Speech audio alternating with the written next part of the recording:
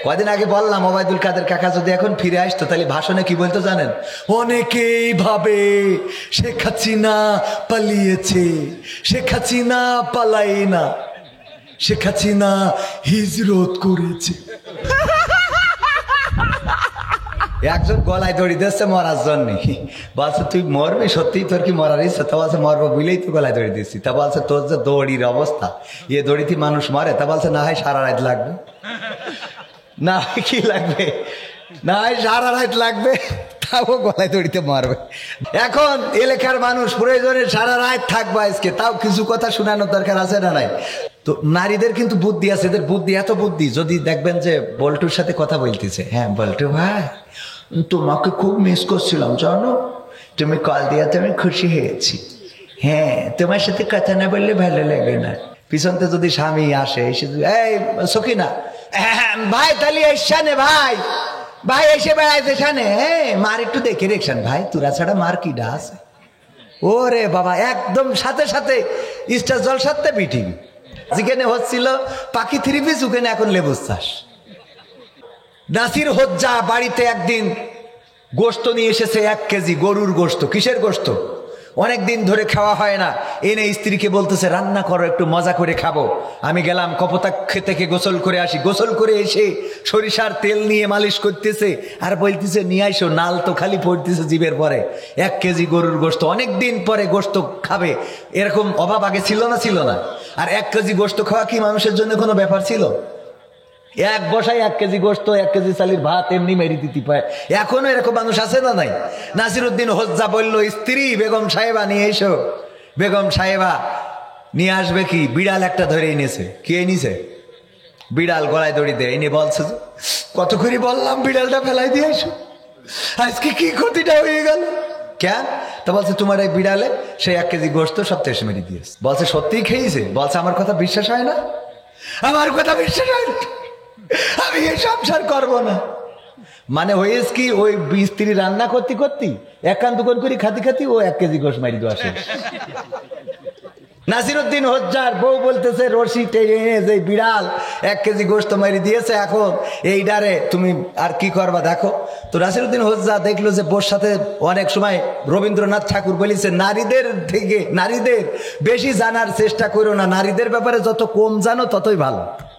বেশি গবেষণা করবেন, করলে বিপদে পড়বেন। মনে করেন ভাই বিয়ে করে নিয়ে আসেন তাপসী রাবিয়া, ওই পর্যন্ত থাকেন, ও যদি রিসার্চ করেন দেখবেন যে এমন কোন লাইলাতুল ফেব্রুয়ারি নেই যে গদখালি যায়নি।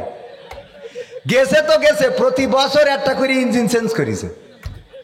কথা কয় না, মানে প্রথম বছর যদি মেম্বারের ছেলে নিয়ে যায়, পরের বছর চেয়ারম্যানের ছেলে, তারপরের বছর এমপি ছেলে, তারপরের বছর মাওলানার ছেলে। কথা কয় না।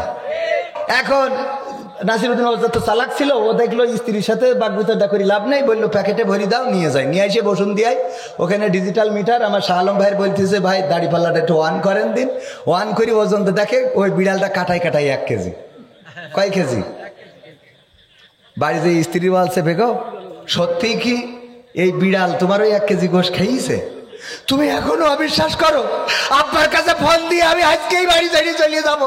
এই সংসারে আসা পর্যন্ত আমার জীবনে সুখ নাই, শান্তি নাই, আমি আর থাকবো না।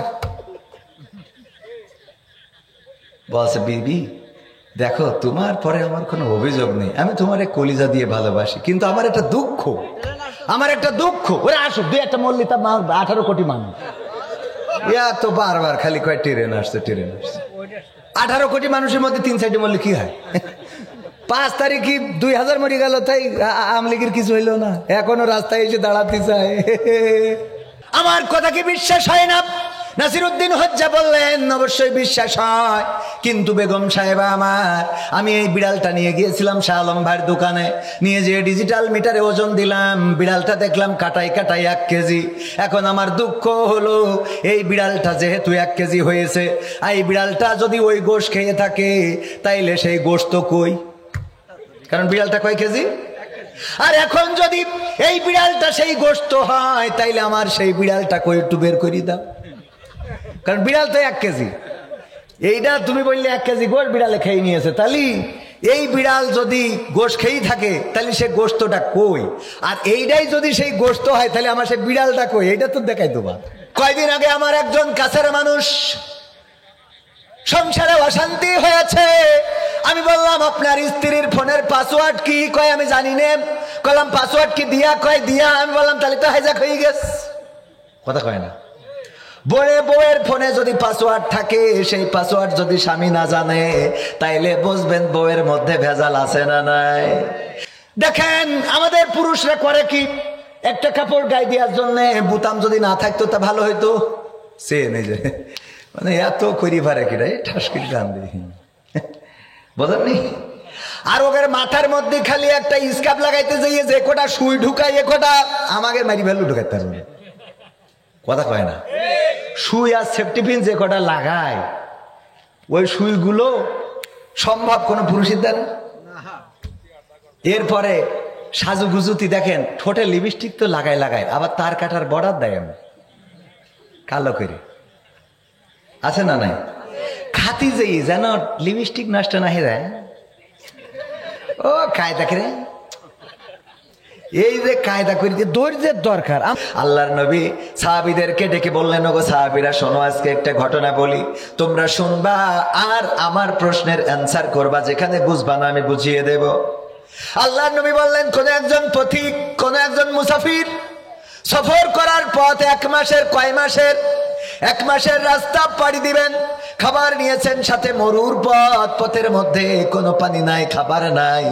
1 মাসের জন্য যতটুকু দরকার ততটুকু নিয়েছেন, কিন্তু দুর্ভাগ্য হলো এই পথিক 15 দিন যাওয়ার পরে তার খাবারগুলো শেষ হয়ে গেছে, পানি শেষ হয়ে গেছে। পিপাসার্ত মরুর পথ, মরুভূমিতে পিপাসায় কাতর। এই পথিক এখন কি করবে? আল্লাহর নবী সাল্লাল্লাহু আলাইহি সাল্লামের সাহাবীরা বললেন, ওগো নবী, এই লোকটির উচিত হবে ডানে বামে কোথাও পানি আছে কিনা খুঁজে দেখা, কারণ যেহেতু সে পিপাসার্ত এবং 15 দিনের মাথায় তার খাদ্য খাবার পানিও শেষ হয়ে গেছে, এখন যদি ফিরে আসতে হয় কতদিন লাগবে? কতদিন? আবার গন্তব্যে যেতে গেলেও কতদিন? 15 দিন লেগে যাবে। সুতরাং 15 দিন পানি ছাড়া বাঁচা সম্ভব নয়। পানি ছাড়া তো বাঁচতে পারবে না, পানির অপর নাম যেহেতু জীবন, সুতরাং আশেপাশে পানি খুঁজে দেখা দরকার। বিশ্বনবী বললেন, আমার সাহাবীরা, লোকটি তাই করলো, আশেপাশে পানি খুঁজতে লেগে গেল। একটা বনের মধ্যে পানি পেয়েও গেল, কিন্তু ওঠানোর কোনো ব্যবস্থা নাই। এখন কি করবে? সাহাবীরা বললেন, কোনোভাবে তার পানিটা উঠানো দরকার, কোনোভাবেই সেই পানি পান করা দরকার। যেহেতু পানির সন্ধান পেয়েছে, কোনো না কোনো হিকমত তার খাটানো দরকার। আল্লাহর নবী বললেন, হিকমত করে বন থেকে লতা ছিঁড়ে আনলো, তারপরে লতাটা গাছের ডালে বাঁধলো, বাঁধার পরে লতাটা পানির মধ্যে ঢুকিয়ে দিল এবং সেই লতা বেয়ে নামতে লাগলো। যখন কূপের মাঝ বরাবর পৌঁছে গেল, তখন দেখলো নিচে ওই পানিতে বিষধর সাপ ফনা ধরে রয়েছে। পানি পান করতে গেলে সাপ কামড় দিবে, এখন কি করবে? আল্লাহর নবী সাল্লাল্লাহু আলাইহি সাল্লামের সাহাবীরা বললেন, ওগো নবী, এই লোকটির উচিত হবে এখন উঠে চলে আসা, কারণ যেহেতু পানি পান করতে গেলে সাপের কামড় খেতে হবে, সুতরাং যে জীবন বাঁচাতে যে যদি জীবনটা মৃত্যুর কারণ হয়, তার থেকে ভালো অন্তত এখন উপরে উঠে নিজের আত্মরক্ষা করা। আল্লাহর নবী সাল্লাল্লাহু আলাইহি সাল্লাম বললেন, লোকটা তাই করলো, উপরে উঠার জন্য চিন্তা করলো এবং লতাটা বেয়ে উপরে উঠবে। যখন উপরের দিকে তাকালো, তখন দেখলো জঙ্গল থেকে কোনো একটা বাঘ এসে ওই কূপের মুখে দাঁড়িয়ে গিয়েছে। এখন যদি উপরে ওঠে তাইলে বাঘে এই লোকটারে খেয়ে ফেলবে। ওগো আমার সাহাবীরা বলো, এখন লোকটি কি করবে?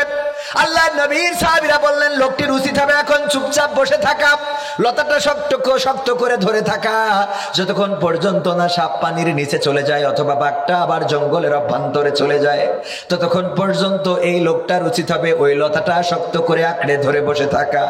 আল্লাহর নবী সাল্লাল্লাহু আলাইহি সাল্লাম বললেন, লোকটা তাই করলো, শক্ত করে বসে থাকতে চাইলো, লতাটা ধরে শক্ত করে বসে আছে। হঠাৎ করে চিন্তা করলো, বাঘ চলে গেছে কিনা একটু উপরের দিকে তাকিয়ে দেখি। যখন উপরের দিকে তাকালো, তাকিয়ে দেখলো যে ডালটা গাছের সাথে বাঁধা ছিল, বন থেকে জঙ্গল থেকে দুইটা ইঁদুর এসে ওই লতাটা কুটকুট করে কেটে দেয়। ওই লতাটা যখন কালো ইঁদুরটা কাটে, তখন সাদা ইঁদুরটা বসে থাকে, আর সাদা ইঁদুরটা যখন কাটে তখন কালো ইঁদুরটা বসে থাকে। ওগো আমার সাহাবীরা বলো, এই লোকটির এখন চিন্তা কি হবে? এই লোকটি এখন কি চিন্তা করবে? আল্লাহর নবীর সাহাবীরা বললেন, ওগো বিশ্ব নবী, এখন এই লোকটির চিন্তা হবে ওই লতাটা আঁকড়ে ধরে বসে থাকা। যখন ওই ইঁদুরগুলোর লতা কাটতে যতক্ষণ সময় বাকি আছে, এই লোকটার মৃত্যু হতে ততটুকু সময় বাকি। ঠিক না বেঠিক? ওই লোকটির চিন্তা হবে লতাটা কাটতে যতটুকু সময় লাগে, কারণ গাছের সাথে বেঁধে রাখা, কূপ থেকে উঠার তো আর কোনো ব্যবস্থা হবে না, এবং সাপ তো আছেই। আল্লাহর নবী বললেন এখন কি চিন্তা করবে?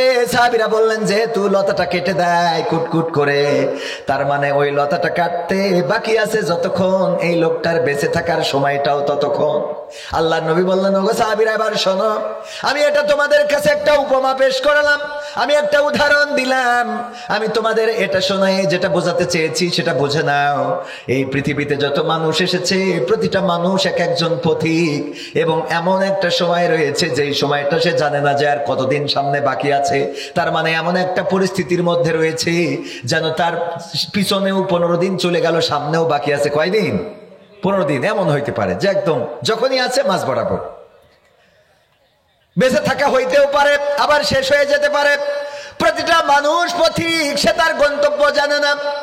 এই দুনিয়ার মধ্যে এই পথিক, আমি যে কূপটার কথা বলেছি এই কূপটা হলো এই দুনিয়া, এই পৃথিবী। আমি যে সাপের কথা বললাম ওই সাপটা হলো কবর, গোরস্থান, মানুষের কবরে তো যেতেই হবে। আমি যে বাঘের কথা বললাম সেটা আজরাইল পথ চেয়ে আছে। আর আমি যে লতার কথা বললাম এই লতাটা হলো হায়াত। যার হায়াতটা যতটুকু মোটা, যার হায়াতটা যত বেশি তার লতাটা তত মোটা, যার হায়াতটা যত বেশি তার লতাটা তত মোটা, আর যার হায়াত যত কম তার লতাটা তত চিকন। আমি যে ইঁদুরের কথা বললাম, দুইটা ইঁদুর, একটা কালো এবং একটা সাদা, দিন এবং রাত কুটকুট করে কাটার কথা বললাম। বুঝতে কি পেরেছো আমার সাহাবীরা? সেটা হলো প্রতিদিন রাত চলে যায়, দিন আসে, দিন চলে যায়, রাত আসে। তোমার হায়াত নামের লতাটা কুটকুট কুটকুট করে কেটে দেয়। রাত যখন আসে দিন বসে থাকে, দিন যখন আসে রাত বসে থাকে। আমি এটা দিয়ে তোমাদের বোঝাইতে চাইলাম দুনিয়ার জীবনটা কতটুকু এবার বোঝে নাও। যেই কোনো সময় যেই কোনো মুহূর্তে এই পৃথিবী ছেড়ে চলে যেতে হবে। তোমার লতাটা কতটুকু বাকি আছে তুমি জানো না। ইঁদুরটা কেটে দেয়, দিন রাত এসে কেটে দেয়, এই দিন ফুরাইলেই কবর দেশের বাসিন্দা হয়ে যেতে হবে। বলেন ঠিক কিনা? রঙ্গরসের দিন ছিল আমার একদিন, 12 ঘন্টা বেলায় আমার সন্ধ্যা হইল, পাখি উড়ে যাওয়ার বুঝি সময় হলো। ক্ষমতার মালিক কে? ক্ষমতার মালিক আল্লাহ, চেয়ারের মালিক আল্লাহ। যেই সময়ে মানুষ ক্ষমতা হারানো তো দূরের কথা, জীবন হারিয়ে ফেলে, সেই সময় আল্লাহ রাব্বুল আলামিন ডক্টর ইউনূসকে ক্ষমতা দান করেছেন। বলেন ঠিক না বেঠিক? যেই সময় মানুষ মারা যাওয়ার কথা, লাঠি ছাড়া চলতে না পারার কথা, সেই সময় এই মানুষটা শুধুমাত্র বাংলাদেশ নয় গোটা বিশ্বে বিচরণ করে।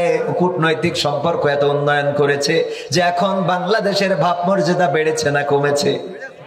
বেড়েছে না কমেছে? আগে মানুষ যে রাষ্ট্রপ্রধান ছিল তার মৃত্যু কামনা করতো, আল্লাহ তার মাউত দেওয়া করে মরে না কেন? এখন আজরাইল দেখে না কেন, চেনে না কেন, নেয় না কেন? আর এখন ডক্টর ইউনূস ক্ষমতায়, সবাই কয় আল্লাহর হায়াত বাড়াও। ঠিক না বেঠে? এতদিন আন্দোলন হয়েছে, এই দেশে কোন সরকার স্বাধীনভাবে রাষ্ট্র চালাতে পারে নাই। এই দেশে সেই বঙ্গবন্ধুর আগে থেকে ইংরেজদের বিরুদ্ধে আন্দোলন ছিল না? ছিল না? ইংরেজদের বিরুদ্ধে আন্দোলন ছিল, পাকিস্তানের বিরুদ্ধে আন্দোলন ছিল, দেশ স্বাধীনের পরে বঙ্গবন্ধুর বিরুদ্ধে আন্দোলন ছিল, আন্দোলন ছিল জিয়াউরের বিরুদ্ধে, আন্দোলন ছিল এরশাদের বিরুদ্ধে, আন্দোলন ছিল খালেদা জিয়া শেখ হাসিনার বিরুদ্ধে। কিন্তু এখন বর্তমান এমন একটা সিচুয়েশন যেন এসেছে সামনে, আগামীতে ডক্টর ইউনূসকে ক্ষমতায় রাখার আন্দোলন শুরু হবে। ঠিক না ঠিক? এটা কিন্তু রাজনীতির কথা নয়, এটা শুধুমাত্র বোঝানোর জন্য বললাম। আজকে আমাদের স্বরাষ্ট্র মন্ত্রণালয়ের যিনি দায়িত্বে রয়েছেন, স্বরাষ্ট্র উপদেষ্টা, তিনি কি করেছেন? তিনি যাওয়ার পরে দেখলেন লাল গালিচা সম্বর্ধনা, গালিচা রে উঠাইছেন। দেখেছেন কিনা? লাল গালিচা সম্বর্ধনা তিনি নাই, লাল গালিচা উঠাইছে এবং বলে দিয়েছে, বারবার করে বলি এইগুলো করা যাবে। রাষ্ট্রপ্রধান তো এমন হইতে হবে, রাষ্ট্রপ্রধানের আর তেল মারলে হবে না। একমাত্র একটাই নেতা ছিল যে তেল মারা পছন্দ করতেন না, তিনি ছিলেন ওবায়দুল কাদের। ঠিক না বেঠিক? কারণ ওনার ব্যাপারে যখন বলতেছে এখন আপনাদের সামনে বক্তব্য দিবেন বাংলাদেশ আওয়ামী লীগের অমুক নেতা, লড়াকু সৈনিক, বীর শ্রেষ্ঠ, এই সেই ঠেলে দিয়ে কয় এত বলতে হবে কেন?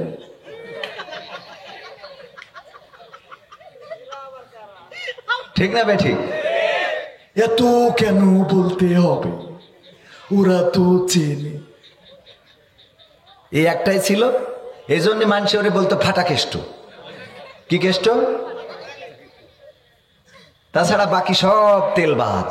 এটাও একেবারে কম না, কিন্তু অন্তত মঞ্চে তো বলতো মাসুদ ভালো হয়ে যাও, তাও তো বলতো। এই একটাই ছিল যে মাসুদ রে ভালো বানাইতে চাইতো, আর বাকি তেলবাজ। সামনে এক কথা পিছনে এক কথা কয়, আমরা মুইতে দিলি বানের পানির মতো ভেসে যাবে, অথচ তারাই কনে গেল এখন খুঁজে পাওয়া যায় না। ঠিক না ঠিক? ক্ষমতা চিরদিন থাকে না, জীবন চিরদিন থাকবে না। 41 সাল, 51 সাল, 71 সাল, 52 সাল, 72 সাল, কোন সালই জীবনে স্থায়ী নয়।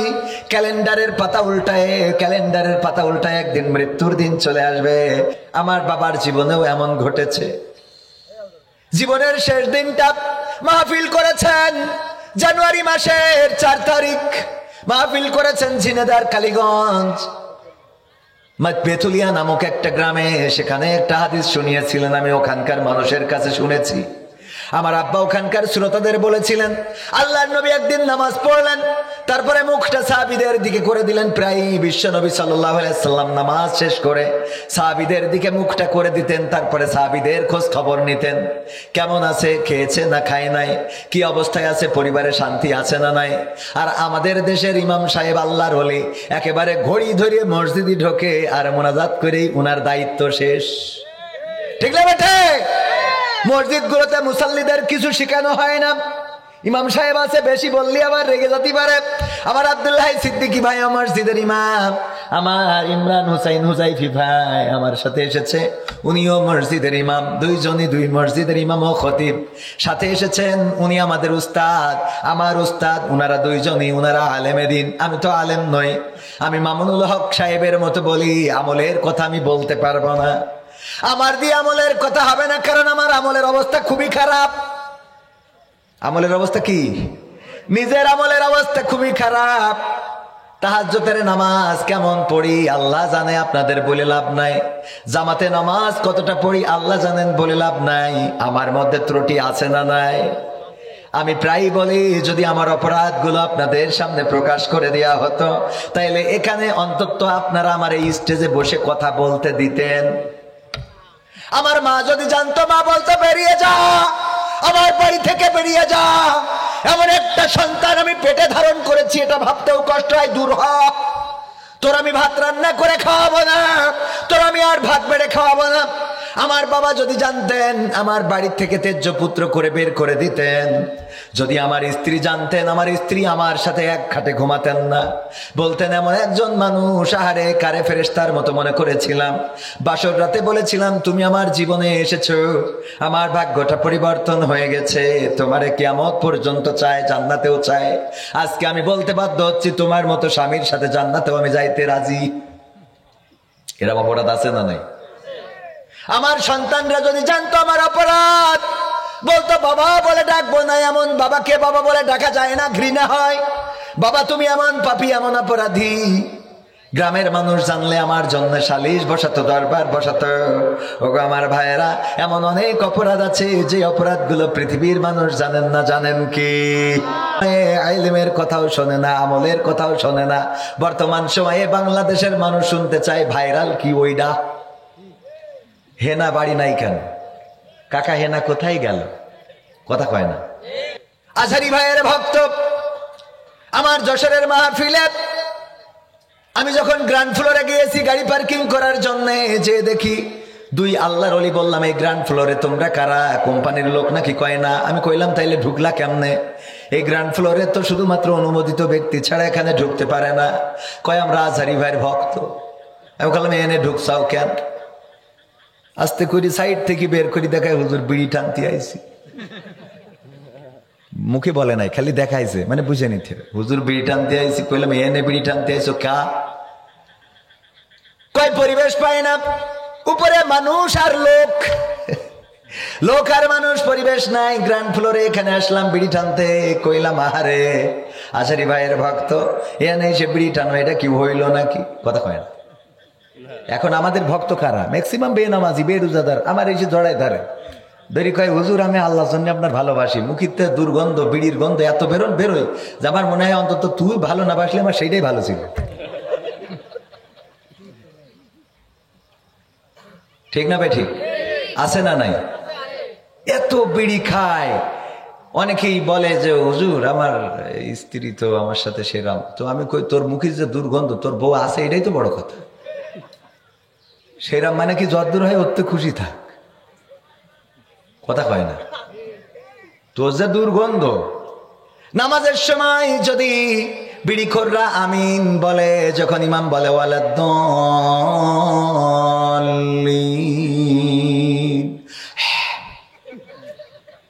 যে মসজিদে জোরে সেই মসজিদে তো আরো বেকায়দা অবস্থা, আমিন যখন বলে দুর্গন্ধ এত বের হয় ফেরেশতা খাতা কলম থুয়ে চলে যায়। যা আপাতত আমি গেলাম, তুই নামাজ শেষ কর, তারপরে এসে লিখবানে। ঠিক না ঠিক? দুর্গন্ধ আছে না নাই? আমি প্রায়ই বলি, আমাদের কলেজের একজন টিচার ইংরেজি প্রভাষক ছিলেন, চাকরি ছেড়ে দিয়েছেন, বরিশাল বাড়ি। উনি আমার ওয়াজ শুনলে বুঝবেন আমি উনার কথা বলছি, রেফারেন্স দিয়ে দিলাম ক্লিয়ার করে। আমার বলতেছে, কবির ভাই একটা কথা বলি, আপনার ওয়াজে কাজে লাগতে পারে কি? কয় আমার এক চাচা সমবয়সী বিয়ে দিলাম, দেওয়ার পরে আমার চাচা কয়েকদিন পরে অভিযোগ করলো, ওগো ভাতিজা তোমার চাচি তো আমার তার ঠোঁটে কিস মারতে দেয় না। দেয় না। বললাম তাইলে কি করবো, চাচিরে কি বলবো? কয় একটু বলা দরকার, কি এমন অপরাধ করলাম যে সব হয় কিন্তু কিস হয় না? লজ্জা ভেঙে ওই ভাতিজা বলল, চাচি যেহেতু সমবয়সী চাচা আমার, বিয়েটা দিয়ে আনলাম আমরা। চাচা অভিযোগ করেছে যে বিড়ি আপনি নাকি কিস করতে দেন না, চুমা খাইতে দেন না। এটা তো অন্যায় কিছু না, স্বামী স্ত্রীর চুমা খাইতে পারে না, পারে না, কোনো অসুবিধা নাই, হাসাহাসিরও কিছু নাই, ভালোবাসা দিয়েছেন কে? কিন্তু সেটা বিয়ে করি আবার বিয়ের আগে না। ওগো আমার ভাইয়েরা, এই কাজটা করে না কেন প্রশ্ন করার পরে তার চাচি যে অ্যান্সারটা দিয়েছিল সেটা হলো এই, ওগো ভাতিজা যেহেতু লজ্জা ভেঙে তোমার চাচা বলে ফেলেছে, আমিও লজ্জা ভেঙে বলি, তোমার চাচা বিড়ি খেয়ে মুখটা এত দুর্গন্ধ করে রেখেছে যে ওর পাছায় কিস করা যাবে তা ঠোঁটে না।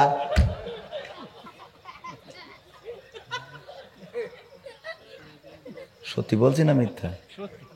তো মন খারাপ লাগছে কেন? দুইটা মারেন নাকি? ওগো আমার ভাইয়েরা, না ওনারা খান না, খাওয়ার দরকারও নাই।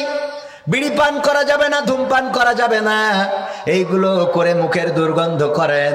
এই মুখের দুর্গন্ধ নিয়ে যদি মারা যান, ফেরেশতারা বলবে মান রব্বুকা, রব্বি আল্লাহ যদি বলেন কবে তোর দুর্গন্ধের জ্বালায় বাকিগুলো বলা লাগবে না, তোর ডাইরেক্ট রেগিয়ে দিলাম অন্য জায়গায় যা। যদিও এটা হাদিসের কথা না, কোরআনের কথা না, এগুলোর বাস্তবতাও নেই, কিন্তু কিছু কমন সেন্স দিয়ে একটু চিন্তা করা দরকার। যখন কেউ এসে বলে, আমার মাদ্রাসা যখন করলাম ভর্তি করার সময় অনেকে এসে বলে কি যে হুজুর জানেনই তো আমাদের সংসারের অবস্থা তো ভালো না, তো বাচ্চাটা আমি শখ করেছি যে মাদ্রাসায় পড়াবো যেন মানুষের মতো মানুষ হয়, তো বেতন হুজুর একটু কম দিবানে। তো আমি কই আপনার ওই যখন মুখ থেকে দুর্গন্ধ বেরোয় বোঝা যায় না বিড়িখোরের সাথে কথা বললে? আমি কই আপনি খালি ধূমপান করাটা ছেড়ে দিয়ে যে টাকা বাঁচবে ওইটা আপনার মেয়ের পিছনে দেবেন, আর কিছু দেওয়া লাগবে না। কারণ ওর মেয়ের যে মাসিক বেতন, ওর বাচ্চার যে মাসিক বেতন, ছেলের যে মাসিক বেতন, তার থেকে ও বিড়ি খেয়ে নষ্ট করে বেশি। ঠিক না ঠিক? শুধুমাত্র ধূমপানটা ছাড়লেই মেয়ের বেতন হয়ে যাবে, বাচ্চার বেতন হয়ে যাবে। আলোচনায় আসি ভাইয়েরা আমার। আমার আব্বা যে ওয়াজটা করেছিলেন সেটা শোনাচ্ছিলাম, জীবনের শেষ রাতটার যে ওয়াজ ছিল, ওখানকার শ্রোতারা বললেন আপনার বাবা গতকালকে আমাদের ওয়াজ শুনিয়েছে। ওগো মানুষেরা শুনে নাও, ওগো আমার শ্রোতা মন্ডলী শুনে নাও। বিশ্ব নবী ঘুরলেন, তারপরে সাহাবীদের জিজ্ঞাসা করলেন, ওগো সাহাবীরা, খোঁজ খবর তো প্রায় নিতেন, জিজ্ঞাসা করলেন সাহাবীরা তোমরা মৃত্যুকে কে কোন ভাবে চিন্তা করো? একজন সাহাবী বললেন, ওগো বিশ্ব নবী আমি চিন্তা করি আজকে ফজরের নামাজ আদায় করেছি, আগামীকালকে ফজরের নামাজ আমার কপালে আর জুটতে নাও পারে। আল্লাহ নবী বললেন তুমি তো দুনিয়াদার, দুনিয়ার পরে তোমার অনেক মায়া অনেক মহব্বত, তোমার চিন্তাটা অনেক লম্বা। তারপরে আর একজন কেউ বলো, আর একজন সাহাবী দাঁড়িয়ে বললেন, ওগো বিশ্ব নবী আমি চিন্তা করি আজকে জোহরের নামাজ আদায় করেছি, আসরের নামাজ আমার কপালে নাও জুটতে। আর একজন সাহাবী বললেন, ওগো বিশ্ব নবী আমি চিন্তা করি আজকে মাগরিবের নামাজ আদায় করেছি, ফরজ নামাজ আদায় করা হয়ে গেছে, কিন্তু দুই রাকাত সুন্নাত নামাজ আমার আদায় করা নাও হতে পারে। আল্লাহর নবী সাল্লাল্লাহু আলাইহি সাল্লাম বললেন তুমিও দুনিয়াদার, আগে যারা বলেছো সবাই দুনিয়াদার, ওগো সাহাবীরা এমন চিন্তা কেন করো না? তুমি ডান দিকে সালাম ফিরিয়েছো, আর বাম দিকে সালাম ফিরানোর সুযোগ তোমার নাও হতে পারে। ঠিক না বেঠে? ডান দিকে সালাম ফিরালাম, আল্লাহ যদি না চায় আর বাম দিকে সালাম ফিরানো হবে না। আজকের এই বসুন্ধিয়াতে এসেছি ওয়াজ করার জন্য। আল্লাহ যদি চান বাড়িতে পৌঁছাতে পারবো, আল্লাহ যদি না চান বাড়িতে পৌঁছাতে পারবো না। আমি বলছিলাম যে বিমানটা ক্র্যাশ খায়, যেই রাস্তায় গাড়িটা অ্যাক্সিডেন্ট করে, যেই মানুষটা মারা যায়, ওরাও তো আমাদের মতো মানুষ। একবারও কি চিন্তা করেন? আমি তো মাঝে মাঝে নিজেকে নিয়ে যখন চিন্তা করি, নিজের অজান্তেই চোখ থেকে অশ্রু ঝরে। যখন চিন্তা করি আহারে প্রতিদিন তো বাড়িতে ফিরি, দুইটা কলিজার টুকরা সন্তান প্রতিদিন বাচ্চা থাকে বাবা কিছু না কিছু আনবে। আমার সফর সঙ্গী যারা তারা জানেন, আমার দুইটা কলিজার টুকরার জন্য প্রতিদিন রাতে কিছু না কিছু কিনে নিয়ে যায়।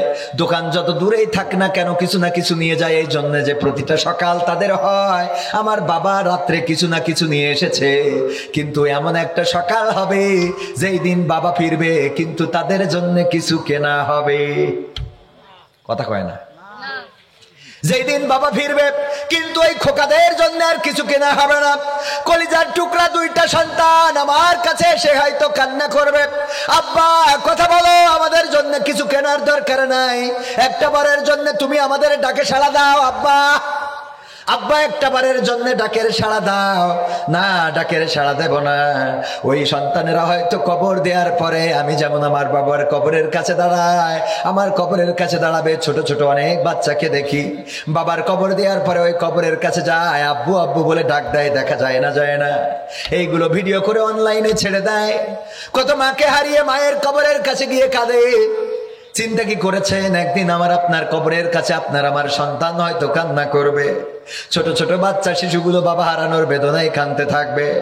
স্ত্রী বলবে, ওগো আমার স্বামী, বাসর রাতে কথা দিয়েছিলে আমারে ছেড়ে যাবা না, বাসর রাতে বলেছিলে তুমি আমারে পর করে দিবা না, বাসর রাতে বলেছিলে তোমার সাথে আমার আর সম্পর্কটা ছিন্ন হবে না, কিন্তু আজকের এই রাতে আজকের এই দিনে তুমি কেন আমারে একা করে চলে গেলে? মা কান্না করবে, ওগো করে, ওগো আমার কলিজার টুকরা, আমার ওষুধের প্রেসক্রিপশনটা কার কাছে ধরিয়ে দেব? কে আমার ডাক্তারের কাছে নিয়ে যাবে? কে আমার চিকিৎসা করে দেবে? মা কান্না করবে, বাবা কান্না করবে, নীরবে চোখের অশ্রু ঝরতে থাকবে।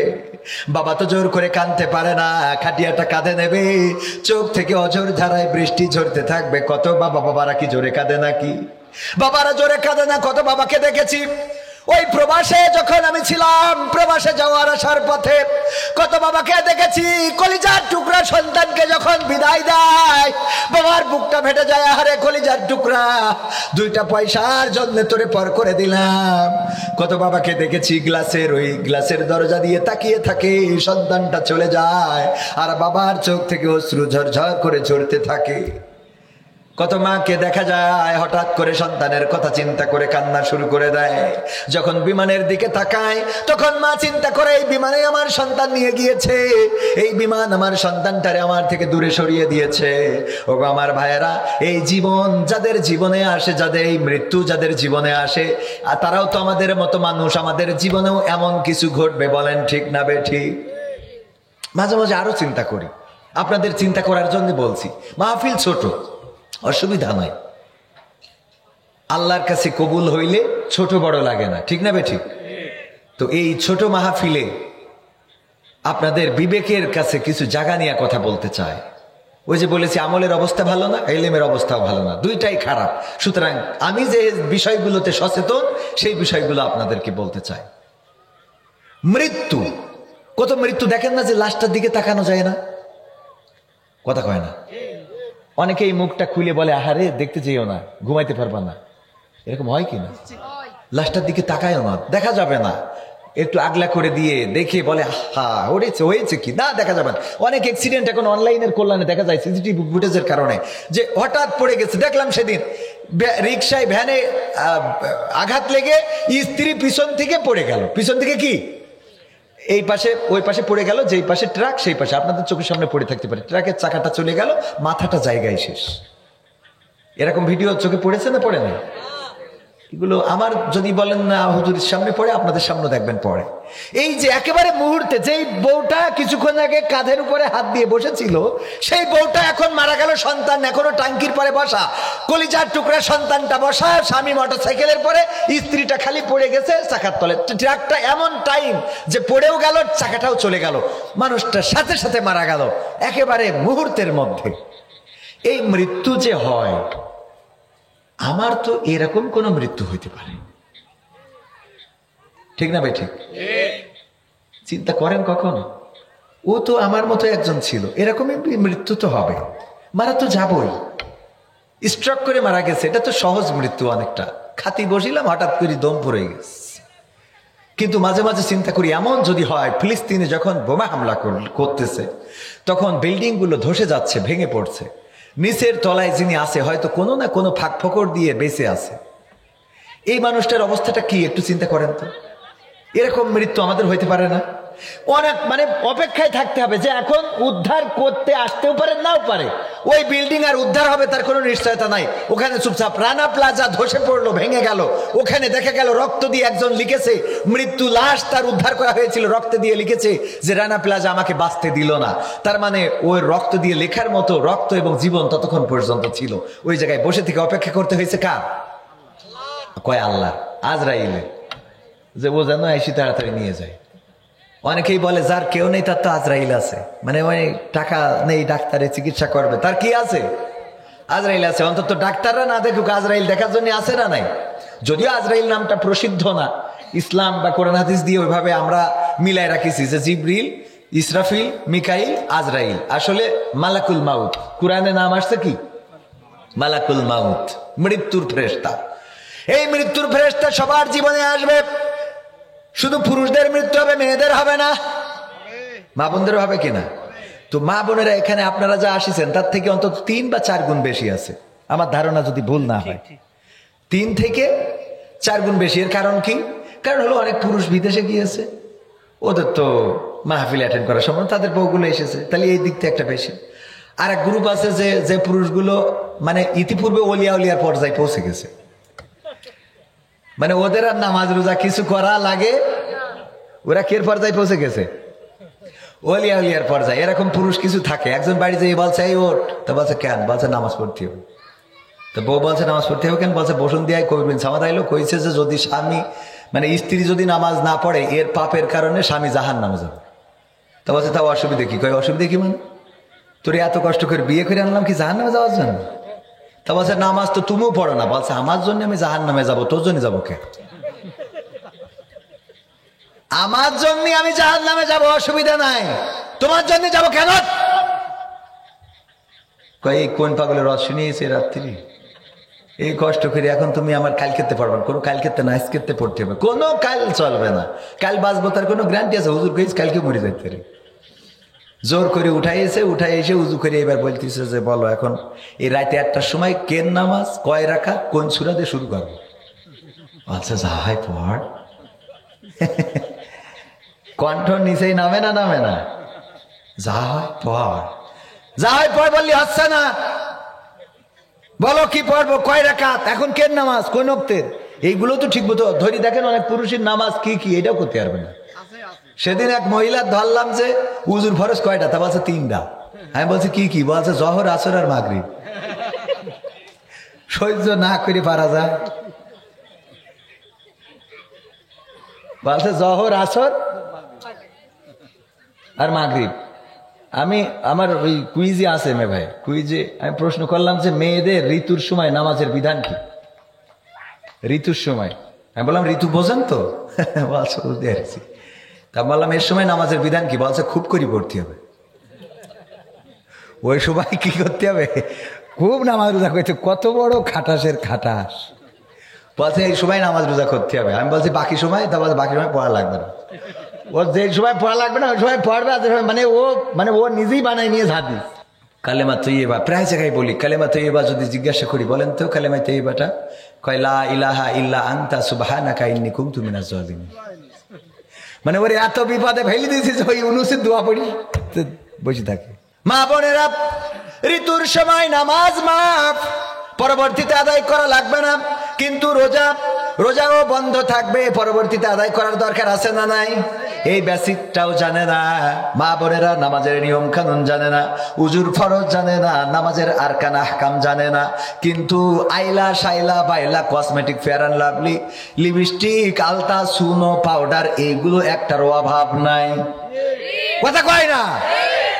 আমি বলেছি ধৈর্য, শয়তান এবং আমাদের মা বোনেরা এদের মধ্যে মিল আছে যে ধৈর্যের দিক থেকে এরা ফার্স্ট। ধৈর্যের দিক থেকে এরা, শয়তানের ধৈর্য কেমন? আমি বলি শয়তান কোরআনের কোন আয়াত মানুক আর না মানুক, ইন্নাল্লাহা মাআস সাবিরিন, নিশ্চয় আল্লাহ ধৈর্যশীলদের পছন্দ করেন, সাথে আছেন। এই আয়াতটা ফলো করে। কারণটা কি দেখেন, আমার আশরাফ ভাই নামাজ পড়ে, নামাজি, রোজাদার, আল্লাহওয়ালা, জামাত ইসলামের রুকন, দায়িত্বশীল। এই কারণে শয়তান বলেছে, আর আশরাফের আমি কান ধরলাম, জীবনে কোনোদিন ধোঁকা দেব না। কয় ঠিক? এই ঠিক হয় এটা? শয়তান কোনোদিন এরকম কান ধরেছে যে ওরা জীবনে ধোঁকা দেব না? কথা কয় না? যেই লোকটা 5 ওয়াক্ত নামাজি, রোজাদার, ইমানদার, তাহাজ্জুদ গুজারি, শয়তান কোনদিন কি এটা মনে করেছে যে এই হুজুরের আর ধোঁকা দিয়ে লাভ নাই, ওর ছেড়ে দিলাম, ও যত পারে ইবাদত করি বেড়াকে, কান ধরলাম, তওবা করলাম, আর ওর কাছে যাব না? বরং প্রতিদিন ফজরের সময় মাথার কাছে হাজির, টিপে টিপে বলে আর একটু পরে যাইছেন। কথা কয় না? ধৈর্য আছে না নাই? একেবারে মৃত্যুর দিন পর্যন্ত শয়তান আপনার পিছনে লেগে আছে। আমার ভাইজান কত সুন্দর দাড়ি মেহেদি দিয়া, বিশ্ব নবী দাড়িতে মেহেদি লাগাতেন, এত সুন্দর এই লাল দাড়ি দেখে শয়তান বলল, তুই যেহেতু দাড়ি রেখে মেহেদি দিয়ে ফেলেছিস, আমি কান ধরলাম, তওবা করলাম, আমি আর যাব না কোনোদিনও হুজুরের ধোঁকা দিতে। বলিছে কোনোদিন? বরং শয়তান হুজুরের কাঠি দেয়, কয় যে ওর বউটা কিন্তু বেশ ভালোই লাগে। কথা কয় না? এই জন্য হুজুরদের বউ বেশি না কম? হ্যাঁ, কয় কম। ধৈর্য দেখ, আমারও ধরলি হয়তো না, এটা আবার ইউটিউবে বলা যাবে না, পরে আমার বাড়ি করবেন, তো সত্যি কি আছে না? বোঝেননি? ঝামেলা আসতো, কোনো কিছু বলার কায়দা নেই। ও বললেও বাড়ি আমার ওই দারোগা আছে, কৈফিয়ত দিতে হয়। মাহফিল করি টাকা নিয়ে যাই বললে কিছুটা বাঁচা, তা না হলে মাহফিলও করতে দিত না। বিশ্বাস হচ্ছে না আপনাদের? হ্যাঁ, এই আবার ইউটিউবে একটু কাট করে দিয়ে আনে না, আবার এটার জন্য আবার টর্চার করে। ও আমার ভাইরা, তাইলে মা বোনদের ধৈর্য কেন শয়তানের সাথে মিলে, এবার বুঝাই। ফিরাই কই কি বউ কই হাত ধুয়ে সুতা, আমি কই লাস্টে একবারে ধুয়ে নেবেন। এত ধুয়ে পারে কিটা? কথা কয় না? এত হাত ধুয়ে পারে কিটা? আমাকে এত ধৈর্য না, হাত ধোয়ার ধৈর্য না, খালি এই নিয়ে দেখায়। আরে মানে ঠোঁট ঠিক থাক, ধৈর্য, কত ধৈর্য আল্লাহ ওদের দেশে। মেকআপ তো করে করে কালো ডারে সাদা চামড়া করে ফেলে, ওর চামড়া অভিশাপ দেয়। তুই আবার করলি কি? চামড়া অভিশাপ দেয় যে আমার তো একটা মান সম্মান আছে। এই কথা কয় না? চামড়ার একটা মান সম্মান আছে না? ও কালো হয়েছে বলে তুই ঢেকে একেবারে সাদা করবি, তাই এত ফক ফকা? ওকে লাগা তো একটু অল্প লাগা, আমারও তো একটা ইজ্জত মান সম্মান আছে নাকি? কথা কয় না? সেই চামড়া ঢেকে সাদা বানায়, ওই সাদার পরে আবার আস্তে করে একটা লাল মারে এখানে। হ্যাঁ হ্যাঁ, গেলে গেল। হ্যাঁ, আপনারা কবেন হুজুর এত কায়দা করি? দেখেন, ও কায়দা করে দেখা লাগে না, সামনে পড়ছে এখন। কথা কয় না? ঠিক না বে ঠিক? তুমি যার লাগিয়া এমবি ভরো, তার তো বাটন ফোন। ওরে কেমন করে বুঝবে গো সে, কেমন করে বুঝবে গো সে ডিজিটাল তোর মন। তুমি যার লাগিয়া এমবি ভরো, তার তো বাটন ফোন। মেসেজ দিলে সিন করে না, দেয় না তো রিপ্লাই, ভিডিও কলে বলবা কথা, ক্যামেরা তার নাই রে, ক্যামেরা তার নাই। ওরে ডিজিটাল এই যুগ জামানাই, ডিজিটাল এই যুগ জামানাই, অ্যানালগ তার মন। তুমি যার লাগিয়া এমবি ভরো, তার তো বাটন ফোন। প্রেম প্রীতি ভালোবাসা বিয়ের আগে নয়, ঠিক না বেঠে? প্রেম প্রীতি ভালোবাসা বিয়ের আগে নয়। মনের মধ্যে রাখো যুবক আল্লাহ তাআলার ভয় রে, পরকালের ভয়। ওরে তবেই তুমি মুক্তি পাবা, তবেই তুমি মুক্তি পাবা দোজখের আগুন। তুমি যার লাগিয়া এমবি ভরো, তার তো বাটন ফোন। যুবকরা কথা ঠিক আছে তো? কেন বললাম? কারণ এখনকার যুবকেরা প্রেম প্রীতি ছাড়া কিছু বোঝে না। গদখালিতে যাবে, লাইলাতুল ফেব্রুয়ারি পালন করবে, আর আমার মা বোনেরাও তাই, হাতে যার অ্যান্ড্রয়েড ফোন। বিপদ আছে না নাই? ওরে বাবা কি অবস্থা, এখানে সেখানে যেখানে সেখানে এর সাথে ওর সাথে আপনি পৃথিবীর সব কিছু নিয়ে নেবেন, কোনো আপত্তি নাই, কিন্তু উনার হাতের ফোনটা নেওয়া যাবে। কারণ বউয়ের তো কোনো কিছু গোপন থাকার কথা না। ফোনে কেন অ্যান্ড্রয়েড ফোনে পাসওয়ার্ড এত ঘিজি পাসওয়ার্ড যে ওইটা দেওয়ার পরে শয়তানও খুলতে পারবে। ভালো মানুষ তো দূরের কথা, শয়তানও খুঁজে পাবে না, এত ঘিজি দিয়ে দিয়েছে। যদি এই পাসওয়ার্ড আপনাদের বউয়ের ফোনে থাকে, স্বামী যদি না জানেন, তাইলে বলবেন যে ভেজাল আছে। কথা কয় না? বলবেন যে না হুজুর আমার বউ ভালো, আমি বলছি, আপনি প্রমাণ নেন। যে বলবেন ফোনটা এক সপ্তাহ আমার কাছে থাক, রেখে দেখেন কাছে। ওরা বরং ওরে বাবা অভিনয় বোঝে, ট্রেন আসছে কেন আমাদের, এই ট্রেন রোড থেকে সরেন, একটু সাইড দেন। সেদিন এক মাদ্রাসায় গেলাম বিদায় দিবসের অনুষ্ঠানে, দাখিল মাদ্রাসা। আমি যে সালাম দিলাম, কোনো ছাত্র সালামের জবাব দিল না। মানে 200 জন ছাত্রের মধ্যে 200 জনই ছাত্র এবং ছাত্রী, আমি একজনকেও দেখি নাই আমার সালামের জবাব দিতে, একজনকেও দেখি নাই। হতে পারে 2-1 দিয়ে থাকতে পারে, আমি দেখি নাই, চোখে পড়ে নাই। তো আমি বললাম আপনারা মাদ্রাসার ছাত্র, কোন জায়গায় দাঁড়িয়েছেন আপনারা? সালামের জবাব দিলেন না, একজনও দিলেন না। আমি পাইলাম না আপনাদের কাছে সালামের জবাব। বলেন তো সালাম দেওয়াটা কি, এইটাও কইতে পারল না। এমনকি সেই মাদ্রাসার একটা কুইজ করে আমার ভিডিও আছে, কয়েকটা পর্বের মধ্যে একটা পর্ব, যে আমি তাদের নামাজের আরকান আহকাম সূরা ফাতিহা ধরেছি, বলতে পারে না। দাখিল মাদ্রাসার ছাত্রছাত্রী, দুঃখজনক। আমার মাঝে মাঝে মনে হয় আমি পদত্যাগ করিয়ে দুনিয়াতে চলে যাই। কোন দুনিয়ায় আছি? মাদ্রাসায় পড়ে, নামাজের নিয়ম জানে না, নামাজের আরকান আহকাম পারে না, সূরা ফাতিহা পারে না। আমি এই কথা বলার পরে আমাদের মাদ্রাসার একজন প্রাক্তন ছাত্র মালয়েশিয়াতে থাকে, উনি এসেছেন। উনি বললেন যে কবির ভাই আপনি তো আপনি এখান থেকে কোন একজনকে আত্তাহিয়াতু ধরেন, তাশাহুদ পড়তে পারলে আমি পুরস্কার দেব। চিন্তা করা যায়? আমি চ্যালেঞ্জ করছি, জান আমি মাদ্রাসার বিরুদ্ধে নই, বরং মাদ্রাসা নিজে প্রতিষ্ঠিত করেছি। আমার মাদ্রাসায় 180 জন ছাত্রছাত্রী এই বছর শুরু করলাম, আগামী বছর 300+ হবে। 300+ মানে কি, প্রায় 400 হবে ইনশাআল্লাহ। প্রতিদিন ভর্তি হতে আসে। আমি মাদ্রাসার বিরুদ্ধের লোক নই, কিন্তু অধিকাংশ আলিয়া মাদ্রাসা, দাখিল মাদ্রাসায় ছাত্ররা নামাজ কালামের নিয়ম পড়ে তো না, নিয়মও জানা। উচিত কথা বললে অনেকেই খেপে যাবেন, অনেকেই রেগে যাবেন। আমি প্রায়ই বলি, ইতেকাফের ওয়াজ শোনাই মসজিদের ইমাম আমার আব্দুল হাই সিদ্দিকী ভাই আছেন, আব্দুর রহমান আমার ইমরান ভাই আছেন, আমি উনাদেরকে নিয়েই বলছি ইতেকাফের ফজিলত জানেন না ভাই? ওয়াজ করেছেন না ভাই? 99% মসজিদের ইমাম ইতেকাফে বসেন। ফজিলত শুনে যে ফজিলত, মেলা ফজিলত, ইতেকাফে বসলে ওর আবুল হায়াত শেষেই যাবে। যে মাদ্রাসার শিক্ষার ব্যাপারে ওয়াজ করে বেড়াচ্ছে, তার আবার স্ট্যাটাস দেখলাম, নিজেই মাওলানা স্ট্যাটাস দেয়, আমার ছেলে এসএসসি পরীক্ষার্থী, দোয়া করবেন। কথা কয় না, আছে না নাই? আপনাদের মনে হচ্ছে কথাগুলো আমি আজকে নতুন তৈরি করতেছি। মাদ্রাসার শিক্ষক, প্রিন্সিপাল, মাদ্রাসার সুপার, মাদ্রাসায় শিক্ষকতা করে, নিজের সন্তান জেনারেলে দিয়ে রেখেছে। আমি জেনারেল শিক্ষার বিরুদ্ধেও নই, তাহলে আপনি মাদ্রাসার ফজিলত শোনায় লাভটা কি? আমার আল্লাহ বললেন ইয়া আইয়ুহাল্লাযীনা আমানু লিমা তাকুলুনা মা লা তাফআলুন, ও ঈমানদারেরা এমন কোন কথা বলো না যেই কথার সাথে তোমার কাজের মিল নাই, যেই কথা তুমি নিজে করো না, যেই কাজ তুমি নিজে করো না, এমন কথা বলো না। পরের আয়াতে আল্লাহ বললেন কাবুরা মাকতান ইনদাল্লাহি আন তাকুলু মা লা তাফআলুন। আমার আল্লাহ বললেন ও ঈমানদারেরা আরো শুনে নাও, আরো তোমাদেরকে জানিয়ে দিই, আমার কাছে এটা অত্যন্ত অপছন্দের, অত্যন্ত ঘৃণার, অত্যন্ত ক্রোধের, অত্যন্ত রাগের, যে তোমরা মুখে যা বলো কাজে তা পরিণত করো। এমন মানুষ আমরা আছি না নাই?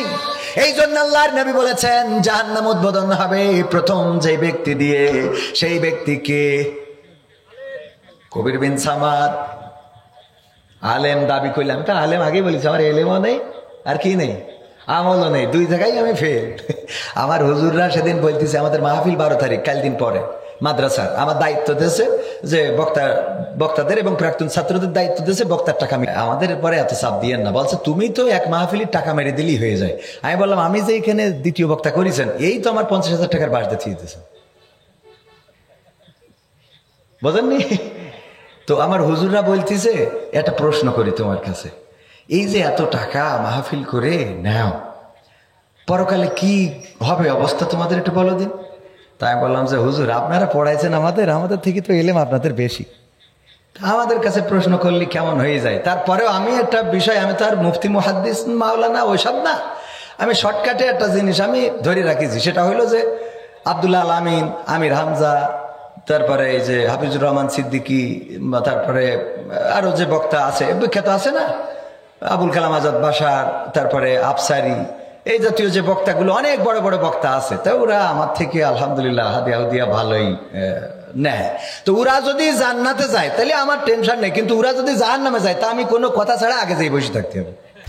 আমার মানে লাইনটা ঠিক আছে কিনা? বাসার রাস্তা ওই দিন আমার কোনো প্রশ্ন করা লাগবে না, আগেই যেয়ে চুপচাপ বসে থাকতে হবে। যে আমার আল্লাহ জিজ্ঞেস করবে যে তুই এইখানে আজ যে কটা ধরা খেয়েছ, ও দেখে আমার আর আশা নেই, শেষ। ও আমার ভাইয়েরা, কথাটা হাসির খোরাক দিতে বলি নাই, বাস্তবতা হলো এমন, আমরা মুখে যা বলি কাজে তা করি না। এই জন্য আল্লাহর নবী বলেছেন প্রথম শ্রেণী হলো আলেম, আলেমদের দিয়ে জাহান্নাম উদ্বোধন করা হবে। কোন একজন আলেমকে ডেকে দাঁড় করানো হবে আর বলা হবে তোমার জন্য জাহান্নাম ওয়াজিব হয়ে গেছে। সে বলবে আমি তো আলেম ছিলাম দুনিয়ার পরে, আমি একজন মাওলানা ছিলাম, মুফতি ছিলাম, মুহাদ্দিস ছিলাম, হাফেজ ছিলাম, আজহারি ছিলাম, মাদানী ছিলাম, মাক্কি ছিলাম, আমি আমেরিকান ছিলাম, কাতারি ছিলাম, এমনি ভাবে বিভিন্ন দেশের টাইটেল আছে না নাই? বক্তা হইলেই যেন সামনে একটা টাইটেল লাগাইতেই হবে। অনেকেই বলবে হুজুর আপনার নেই তো, তাই একজনের নাম দিয়েছে অমুক মাহমুদাবাদী। তাই আমি বললাম, বলছে এ মাহমুদাবাদী কেন দিল? আমি বললাম আমার বোন নাম হইলো মাহমুদা, এই জন্য উনার বাদী হয়েই তো দেশে। কথা ঠিক আছে না নাই? বক্তা হইলেই নামের শেষে আজাদি, ভাসানি, তুফানি, সুনামি, আমফানি আছে না নাই? জিহাদি, অধিকাংশ জিহাদি কোনোদিন রাস্তায় মিছিল করতে দেখি নাই, নামের শেষে বিশাল জিহাদি। ও কোনে জিহাদ করেছে, কোনে গুলি খেয়েছে, আমি তো তাও এখানে একটা কাটার দাগ দেখাতে পারবো যে মোটর সাইকেলটা সেদিন পড়িয়ে যেতে কেটে গেছে, ওদের কাটার দাগও এটা দেখাতে পারবে না। কথা কয় না আছে, দেখেছেন জিহাদ, ও জিহাদ করে টাকা দেওয়ার পরে এসে এখানে জিহাদ করি, তারপর বাড়ি যায়। টাকা না দিলে কমিটির সাথে জিহাদ করে, যে টাকা দিলি না কেন, তোকে জন্য অভিশাপ। এই হইলো জিহাদি। মানে না, মানে কিসের জিহাদি? জিহাদি তারা যারা 5ই আগস্টে রাস্তায় দাঁড়িয়ে রক্ত দিয়েছে, জীবন দিয়েছে, ফ্যাসিবাদ মুক্ত বাংলাদেশ গড়েছে, মুখে দাড়ি নাই, মাথায় টুপি নাই, টাকনুর উপরে কাপড় নাই, এই মানুষটাই জিহাদি। রাজপথে দাঁড়িয়ে জিহাদ করে রক্ত দিয়ে প্রমাণ করেছে।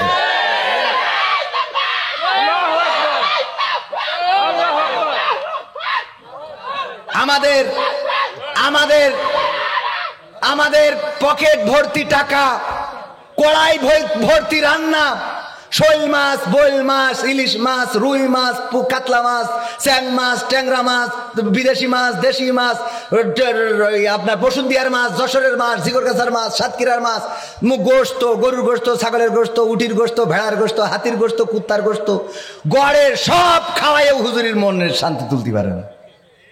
কথা কয় না? তার মধ্যে আমিও একজন। আমি 1 নম্বর, পরে নাম্বার দেন, আমার রেখেতে নাম্বার দেন, আমার বাইরে রাখার দরকার নেই। মনে করি না যে ও তাহলে মনে হয় এদিক তো হুজুর মনে হয় ফার্স্ট। তবে এখানে আসার সময় বলেছি ভাই আজ বলে খাবানো না, যাবো অস্করি বাড়ি চলে যাবো। হুজুরেরও কয়েছি হুজুর আমার সাথে গেলি বলে আজ খাওয়া হবে না। হুজুর কয়েছি তো, হ্যাঁ হুজুরি কয়েছে আমার সাথে আজ যাবেন কিন্তু খাওয়া হবে না, কারণ বাড়ির কাছের মাহফিল যেয়ে অস্করি সোজা বাড়ি চলে আসে। তবে আমি আমলের দিক থেকে খুব ভালো না, অত বেশি আমল নাই, এতটুকু চেষ্টা করি, যেটা বলি আল্লাহর নবী বলেছেন দুইটা জিনিসের গ্যারান্টি যদি দিতে পারো আমি তোমাদের জান্নাতের গ্যারান্টিটা দিয়ে দিলাম, জান্নাতের জিম্মাদার হয়ে যাব। বলেন সুবহানাল্লাহ। দুইটা জিনিসের গ্যারান্টি আমার নবীর উম্মতেরা যদি দিতে পারে, আমার মা বোনেরাও কান খুলে শুনে রাখেন, গ্যারান্টি কয়টা জিনিসের? দুইটা জিনিসের নিশ্চয়তা দেবেন, জান্নাতের জিম্মাদারি নেবেন কে? কয় আল্লাহ। আল্লাহর নবী বিশ্ব নবী সাল্লাল্লাহু আলাইহি ওয়াসাল্লাম জিম্মাদার হয়ে যাবেন, তিনি জান্নাতের দায়িত্ব নিয়ে নেবেন। বলেন সুবহানাল্লাহ। দুইটা জিনিস হলো, আল্লাহর নবী বললেন সাহাবীরা শোনো, দুইটা জিনিস হলো দুই ঠোঁটের মধ্যবর্তী স্থান। কি?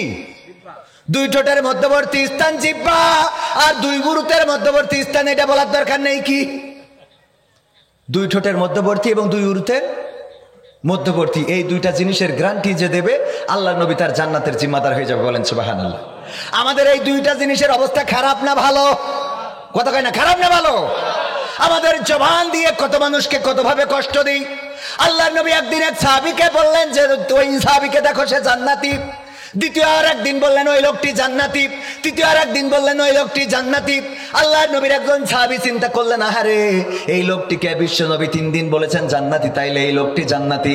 আল্লাহর নবী মুস্তাজাবুদ দাওয়া, তিনি দোয়া করলেই দোয়া কবুল হয়ে যায়। আল্লাহর নবী যার সম্বন্ধে জানেন তার সম্বন্ধেই তো বলেন। আল্লাহর নবী বললেন এই লোকটি জান্নাতি। 1 দিন 2 দিন 3 দিন বললেন কি এমন আমল করে দেখতে যাব। তার বাড়িতে চলে গেল দেখার জন্য। তার বাড়িতে যেয়ে বলল আমি সফরে এসেছি, আপনার বাসায় মেহমান হতে চাই। 1 দিন 2 দিন 3 দিন চলে গেল, কিন্তু বাড়তি কোনো আমল দেখতে পাইলেন না।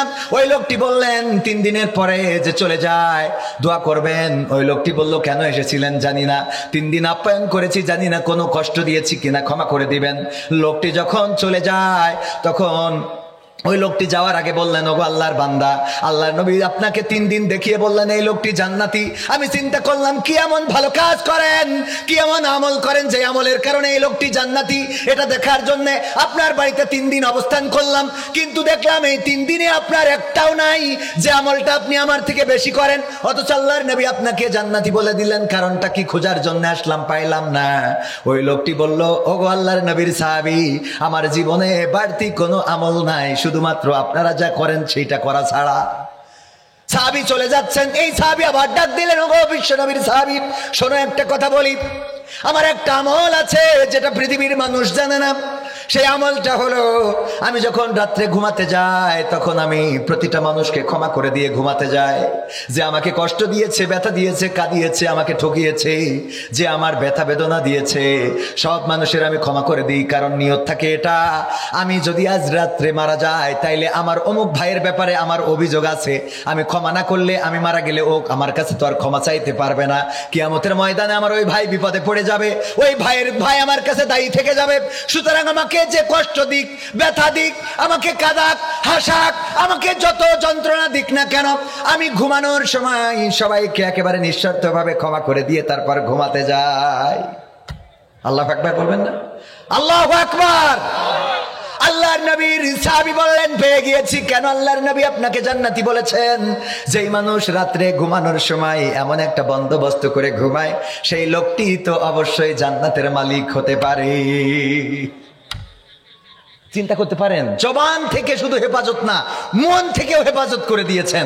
মনের মধ্যেও রাখেন নাই যে আমার ইমরান ভাই আমাকে অমুক দিন অমুক বড় কথা বলছিল, কবির ভাই আমাকে অমুক দিন ওই কথাটা শোনাইছিল, কোনো মনের মধ্যে রাখেন নাই। তাইলে গ্যারান্টি দিতে হবে কয়টা জিনিসের? 2 ঠোঁট এবং 2 উরুতের মধ্যবর্তী।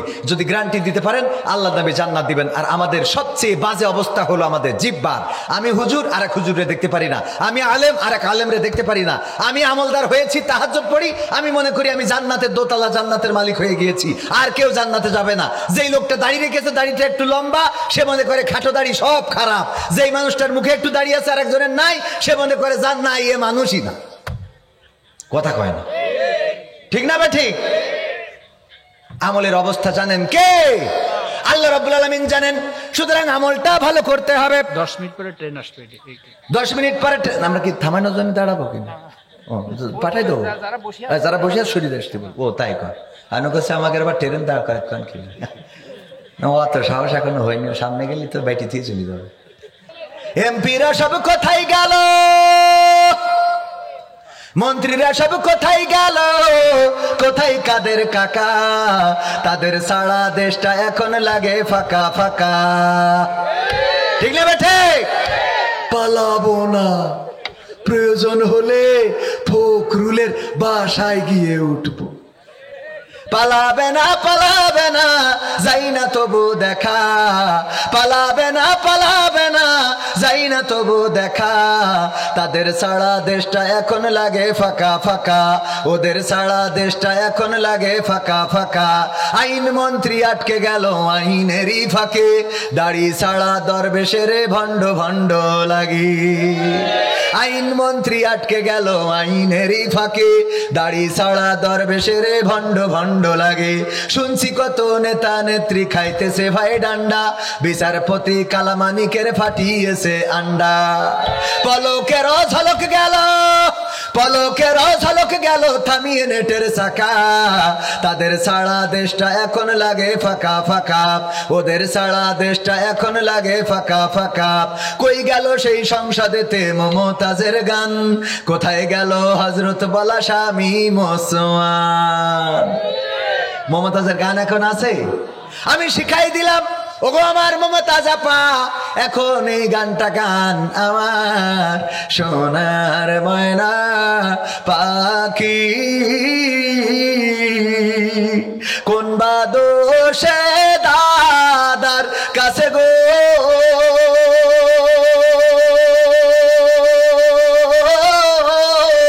আমরা দেশে কেমনে থাকি রে আমার কলজের ময়না পাখি। এরকম গান গাওয়ার দরকার আছে না? নেই? তবে গান গাচ্ছে না এরকম না, গাচ্ছে। কি গান গাচ্ছে জানেন? ও আমার দরদি আগে জানলে, আগে জানলে তোর ভাঙা নৌকায় চড়তাম না, ভাঙা নৌকায় চড়তাম না, আর এই বিপদে পড়তাম না। ওরে বর্ডারেতে খাইলাম ধরা, বিসিটাও তো পাইলাম না। আগে জানলে, আগে জানলে তোর ভাঙা নৌকায় চড়তাম না। কথা ঠিক আছে তো?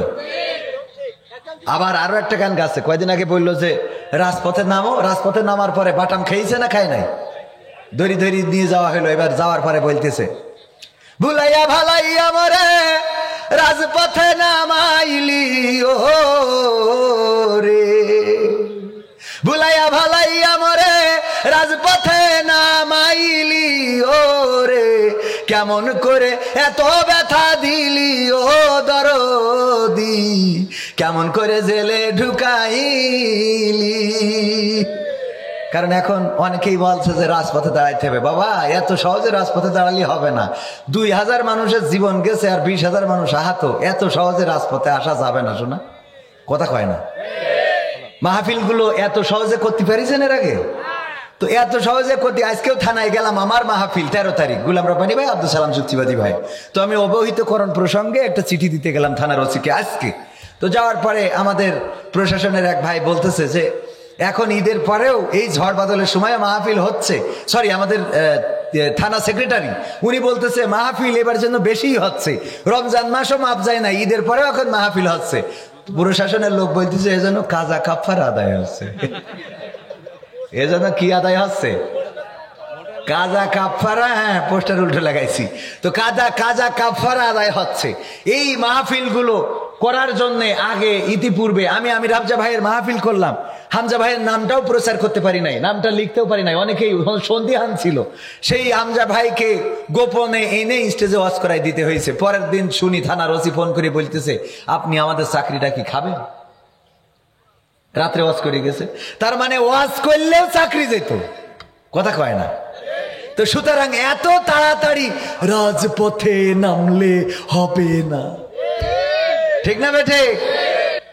বক্তৃতা কত শুনবে এখন, ওদের জায়গায় গ্যাপ পূরণ করার জন্য আরো আল্লাহর লিস। আজ দেখলাম জয় শঙ্কর একটা কথা বলেছে ওবায়দুল কাদের কাকার থেকেও খারাপ কথা বলছে। বাংলাদেশের নাকি শুভাকাঙ্ক্ষী আমার দাদারা, সব দেশের থেকে নাকি ওরা আমাদের দেশের কল্যাণ চায়। কে বলিছে? জয় শঙ্কর। কিডা? জয় শঙ্কর। ওরা নাকি বাংলাদেশের অন্য রাষ্ট্রের থেকে বাংলাদেশের ওরা নাকি কল্যাণ চাই, এত কল্যাণ চাই যে কাটা তারের বেড়ায় গুলি করি বাংলাদেশি মারে। কয়দিন আগে বাংলাদেশি মনে করি মারি দেখে ওকে এখন আগা কাটিনি, সে মালটা মরি গেছে। কথা বোঝেননি? এত ভালোবাসে যে অনেক সময় দেখবেন যে কয়না কুত্তা হন্য হয়ে গেলে নিজের গায়ে নিজে কামড় দেয়, আছে না নাই? সাপ দেখবেন যখন খুবই করে নিজের লেজে নিজে কামড় দিয়ে বসে থাকে। ওরা এত শুভাকাঙ্ক্ষী, এত কল্যাণকামী যে আমাদের বাংলাদেশিদের বর্ডারে না পেয়ে নিজের তা মারতেছে। এত কল্যাণকামী। আমাদের কল্যাণ চাও বলে বর্ডারে আমার ফেলারিকে তোমরা ঝুলিয়ে রেখেছিলে। আমাদের কল্যাণ চাও বলে আমাদের দেশের উন্নয়নে যার সবচেয়ে বেশি ভূমিকা, এই দেশে ইসলাম প্রচারের জন্য বঙ্গবন্ধুর পরিবার এসেছিল। পদ্মা সেতু, মেট্রো রেল, ট্রেন, সুখ, শান্তি, ডিজিটাল, স্মার্ট সব দিল আমাকে। সেই নেতৃত্বরা নিয়ে যেয়ে তুই দিয়েছিস। তোরা আমাকে কল্যাণ চাস? তোরা কথা কয় না। কল্যাণ চালি এত উন্নয়নের একজন নেত্রী ডক্টর ইউনূস সেইছে, তাও দেখছে না, ওগেরই লাগবে। কথা কয় না, এ যেন ওগেরই লাগবে, আমাকে যেন কোনো অধিকার নেই। আমাদের দেশে এত উন্নয়নে যার ভূমিকা, তার তুরা নিয়ে যাওয়ার কনকের কিটা? আমাদের উন্নয়ন তো আরো দরকার। কথা কয় না, নাকি ভয় করতে আমি? ক্ষমতায় কেউ স্থায়ী হয় না, হোক না সে হাসিনা কি বারে না, সে আরটা চিরকাল থাকে না। ক্ষমতায় কেউ স্থায়ী হয় না, মুজিবুর বেশি দিন থাকেনি, জিয়াউর কেউ তো রাখেনি। মুজিবুর বেশি দিন থাকেনি, জিয়াউর কেউ তো রাখেনি। এরশাদ চলে গেছে পৃথিবী ছেড়ে, এরশাদ চলে গেছে পৃথিবী ছেড়ে, কেউ আজ তার কথা কয় না। ক্ষমতায় কেউ স্থায়ী হয় না, হাসিনা ক্ষমতা ধরে রাখতে আয়না ঘর বানিয়েছিল, জনগণের রোশানলে দাদার দেশে পালিয়ে গেল। হাসিনা ক্ষমতা ধরে রাখতে আয়না ঘর বানিয়েছিল, জনগণের রোশানলে দাদার দেশে পালিয়ে গেল। ডিবি হারুনের পাশে আর, ডিবি হারুনের পাশে আর পরিমণিদের দেখা যায় না। ক্ষমতায় কেউ স্থায়ী হয় না, হোক না সে হাসিনা কি বারে না, সে আরটা চিরকাল থাকে না। ঠিক না বেঠে?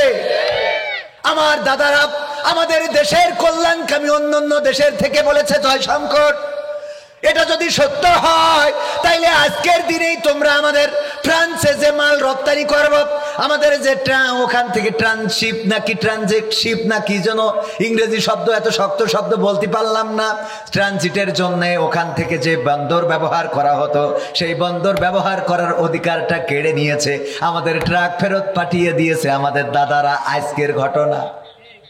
কথা কয় না?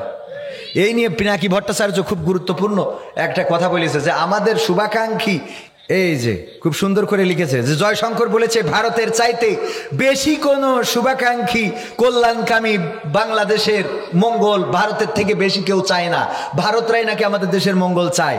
উনি লিখেছেন পৃথিবীতে এক রাষ্ট্রের মঙ্গল আর এক রাষ্ট্র কখনো এইভাবে চায় না। বাংলাদেশের মঙ্গল দেখা ভারতের রাষ্ট্রের কাজ না, ভারত রাষ্ট্রের কাজ তার নাগরিকদের মঙ্গল দেখা। মায়ের চাইতে তো মাসির দরদ বেশি হতে পারে না। ভারত কত মঙ্গল চায় সেটা বাংলাদেশ গত 55 বছরে টের পেয়েছে। ভারত বাংলাদেশের মঙ্গল চায়, এই জন্য সীমান্তে পাখির মতো মানুষকে গুলি করে হত্যা করে।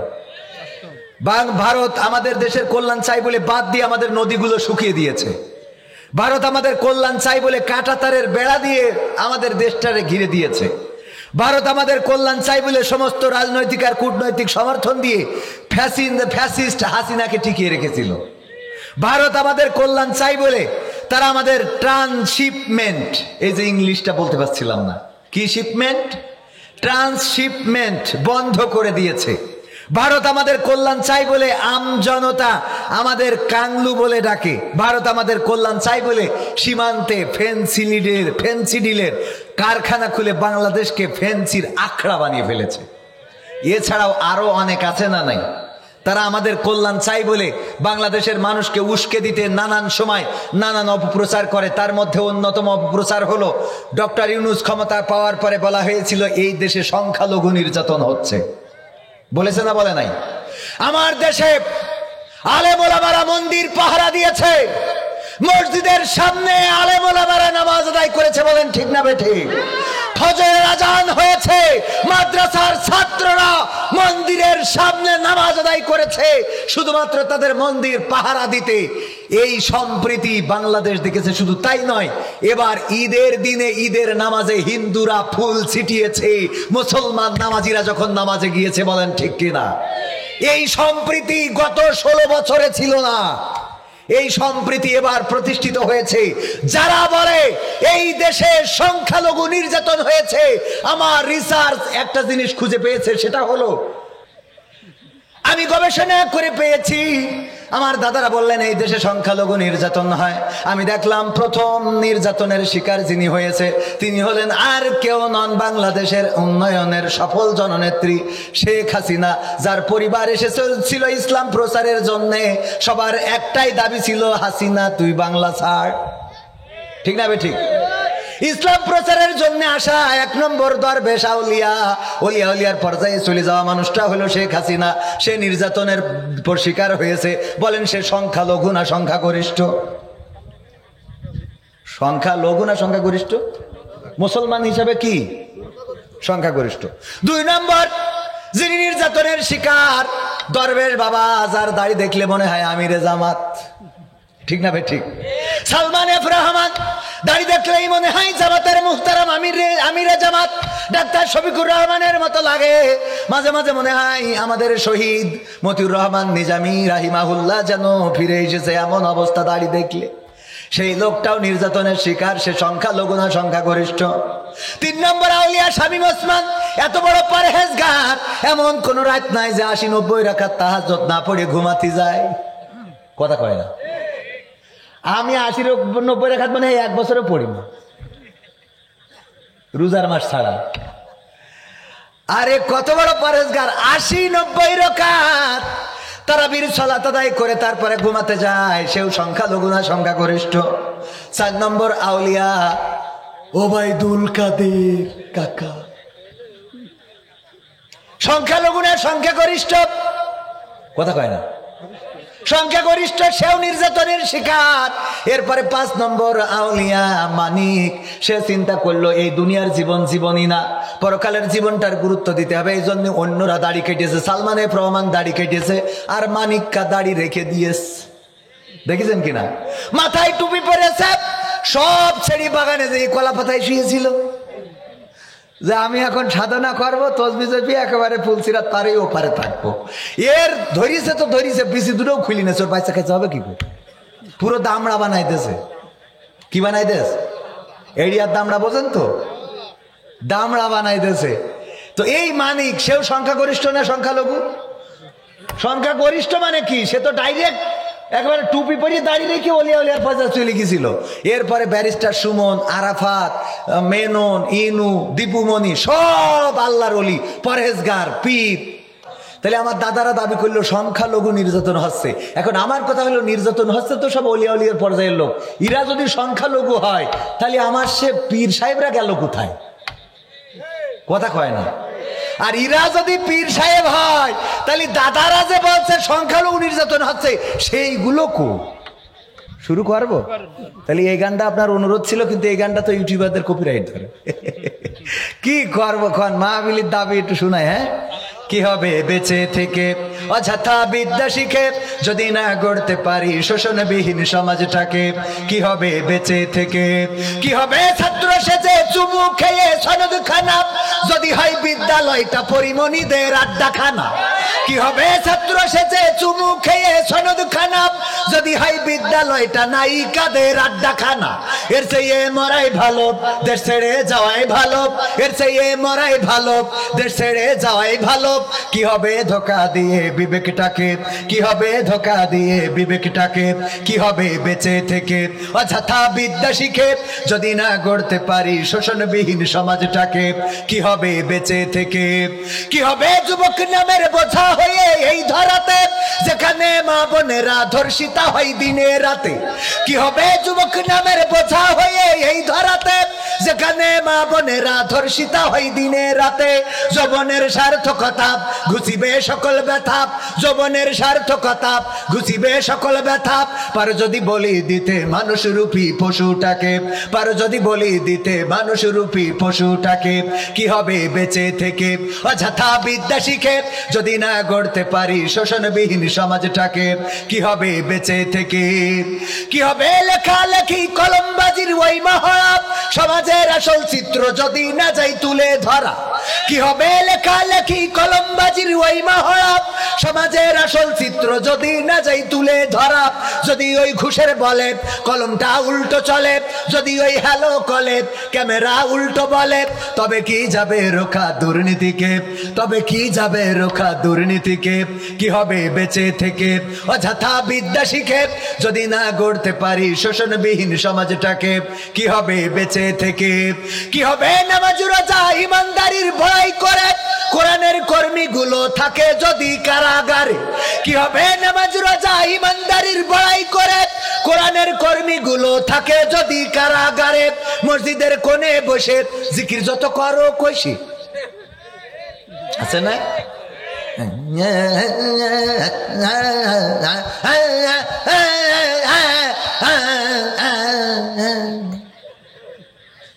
আবার মে ভাই নতুন জিকির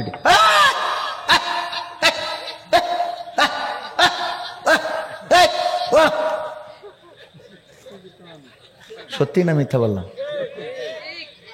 শয়তান কয় আল্লাহ তুমি আমার শয়তান বানাইলে কোন দুঃখ, এর বাদ দিয়ে তুমি আমার, তুমি জানতে যে এরা দুনিয়ায় আসবে তা আমার পাঠানোর দরকার। কয় যে আমি দায়িত্ব ছেড়ে দিলাম, তোরা থাক, আমি আমেরিকায় চলে যাচ্ছি। ও ভিসা ভিসা নিয়ে চলি, ওর আর দরকার লাগে না এ দেশে, ওর কাজ করি দেয়। তবে একটা বিষয় এই বছর আমার একটা জিনিস মানে মাথায় ধরেছে, মানে মাঝে মাঝে মনে হইতো আসলে কি শয়তানের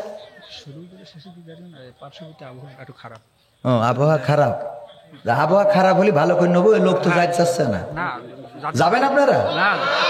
তা আবহাওয়া খারাপ হলেও থাকবো, ঠিক কিনা? শেখ হাসিনা বন্দুক দিয়ে গুলি দিয়ে রাইফেল দিয়ে আমাকে রইল রাজপথে সরাইতে পারিনি, আর এর সামান্য বৃষ্টি দিয়ে সরাই ফেলবে আপনার? তাই মনে হয় সিডিক মাল্লিরা উঠে যাবে মনে হয় আপনার? উঠে তো যাবে না, বরং এই বাইরে কটা বসা আরো ভিতরে আসা যাবে না। এসে প্রমাণ করে দেন যে আমাকে সিডিক মিডিকি কিছু করে না। দেখি দেই, আসেন দিন, আসেন দেই। আমার যুবকরা দেখেন আজ প্রমাণ হয়ে যাবে যে সব ইসলামের পক্ষের লোক। আসেন ভিতরে আসেন, দেই আবহাওয়া দেই খারাপ হয় হোক, আজ আবহাওয়া যা হয় হবে, মাহফিল হবে, খালি বাস পড়ুক নাই মরি থাকবো। ওই আমি যখন এই যে দেখেন না ফকির আছে না অনেকেই, ফকির আছে কিনা, আসেন ভিতরে আসেন, সব ভিতরে আসেন। ওদিকে ঝড় মার বৃষ্টি যাই হয়, আসেন আমার ভাইজানেরা। দেখি একটু এইবার লোক আছে কিন্তু সব ফাইটো ফাইটো করে বসার কার, ফাইটো বোঝার তো ফাঁকা করে বসার কারণ। আসেন দিন, আমার যুবকেরা ওদের একটা সুন্দর একটা ওয়াজ শোনাবো, এই যুবকদের জন্য একটা ওয়াজ শোনাবো আর একটা গান শোনাবো, দুইটা শোনাই তারপর যাবো। হুজুর টাকা দিয়ে হুজুর এত ওয়াজ করেন, আজ বিনা টাকায় ওয়াজ করতেছি তো। সালাম ভাই, আমার অগ্রিম পে করি তাই আনতে পারেন, আর আপনারা তো পেই করেন না, ঠিক না? বে ঠিক বললাম? তাহলে হুজুর আজকে ওয়াজ করবে বেশি, কারণ মনে করে নেবেন যে হুজুর মনে হয় টাকা পাই বলে বেশি। টাকা পাইলে আবার কম ওয়াজ করি, কারণ বুঝি যে যতই ওয়াজ করি আল্লাহ কুপান দেবে আমার, বোঝেননি? তাহলে আমার সোনারা এজ নয় সরিয়ে গেছে। ওকে, এইবার আলোচনায় আসি। বৃষ্টি হয়, ঝড় হয়, বাদল হয়, এটা যাবে। কোন জায়গায় ছিলাম? ওই যে জিকির করে শয়তান দায়িত্ব দিয়ে ছড়িয়ে। এই বছর আমার মনে হয়েছে শয়তানকে কি আসলে শৃঙ্খলিত করা হয়, বাধা হয়?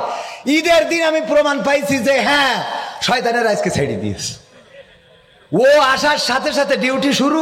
কিসের মসজিদ মাদ্রাসা, যুবকরা পিকআপের পরে ডিজে তুলে কুপা কুপি দিয়ে বাড়ি, ঠিক না বে ঠিক?